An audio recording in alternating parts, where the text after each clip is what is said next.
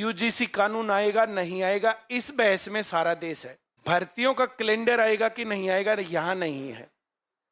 जितनी पेंडिंग भर्तियां हैं, ग्रुप डी की भर्तियां अब भी पेंडिंग है, नौकरी लगनी चाहिए, लगाई नहीं है, और सरकार से 20 बार डिमांड भी कर ली, लेकिन इस बात पर कोई चर्चा ही नहीं।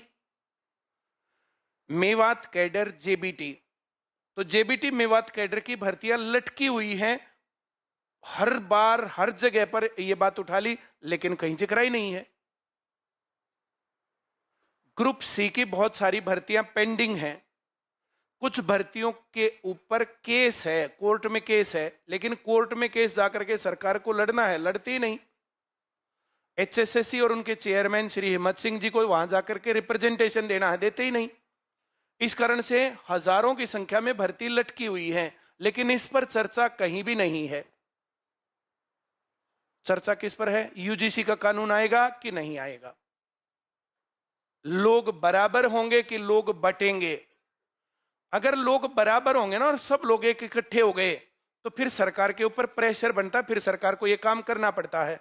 इसलिए सरकार अलग अलग मामलों से अलग अलग तरीके से, जैसे अंग्रेजों ने किया, फूट डालो और राज करो की नीति डाल देती है, फिर लोग आपस में बट जाते हैं।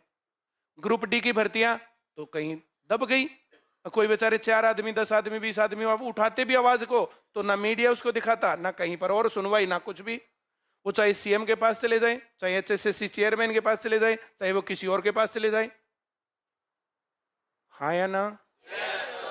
असली लड़ाई रोजगार है, टैक्स फ्री एजुकेशन है, फ्री बस पास है, ये असली लड़ाई है। बात समझ में आ रही है? ये बात मैं चुनाव से पहले भी कर रहा था, चुनाव के बाद भी कर रहा था, मैं आज भी कर रहा हूं, या मैं बदल गया?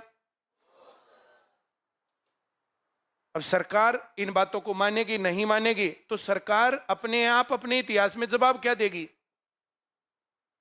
कि उन्होंने पढ़ने वाले बच्चों के लिए क्या किया। हरियाणा बोर्ड शिक्षा, हरियाणा विद्यालय शिक्षा बोर्ड भिवानी, तो वहां पर 1200 कुछ लोगों को पैसे लेकर के एचटेट पास कर दिया। किसी से लाख रुपए ले लिए, किसी से 2 ले लिए, किसी से 3 ले लिए, एचटेट पास कर दिया। ये बात मैंने हर जगह उठा भी ली, लेकिन कहीं तुमने चर्चा सुनी? आज मैंने पहली बार इसको ओपनली बोला है, कोई सुनने वाला ही नहीं है। मैंने किसको नहीं कही और किसने एक्शन लिया इसके ऊपर? जो मैंने कहा समझ में आया? तो फेयर सिलेक्शंस तुम्हारी डिमांड है या आपस में बंटवारा करने वाला कानून? इसको बोलते हैं सही लड़ाई से नाता जोड़ो। भगत सिंह ने वो नारा दिया था कि जाति धर्म के झगड़े छोड़ो, सही लड़ाई से नाता जोड़ो। देश में फेयर सिलेक्शंस होने चाहिए, पढ़ाई का माहौल सबको मिलना चाहिए, सबको पढ़ाई के अनुकूल साधन मिलने चाहिए। अगर कोई आदमी गरीब है, उसके बच्चों को पढ़ाई बढ़िया नहीं मिल रही है, तो पढ़ाई बढ़िया सबका अधिकार है, सबको मिलनी चाहिए। बात समझ में आई? आज हमारे सामने ये चैलेंज है। Doctor B R. अंबेडकर का सपना ये नहीं था कि जातियां आपस में लड़ेंगी, उनका सपना यह था सभी जातियां बराबर होंगी, और बराबर तब होंगी जब हम फील करेंगे।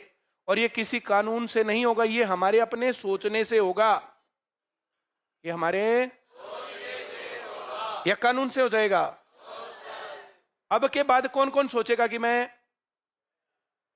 नीचा हूं, मेरी जाति नीची है, किसी की ऊंची है, वो ऊंचा है, हम सब बराबर हैं।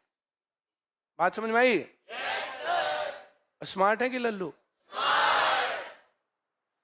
दब्बू या बोल्ड? अपने अधिकार के लिए आवाज उठा सकते हैं ना? लेकिन टोटली संवैधानिक, किसी के साथ लड़ना नहीं है, सर नहीं फुड़ाना, आगजनी नहीं करनी है, और ऐसा कोई कर रहा हो तो उसको रोकना है। हाँ या ना?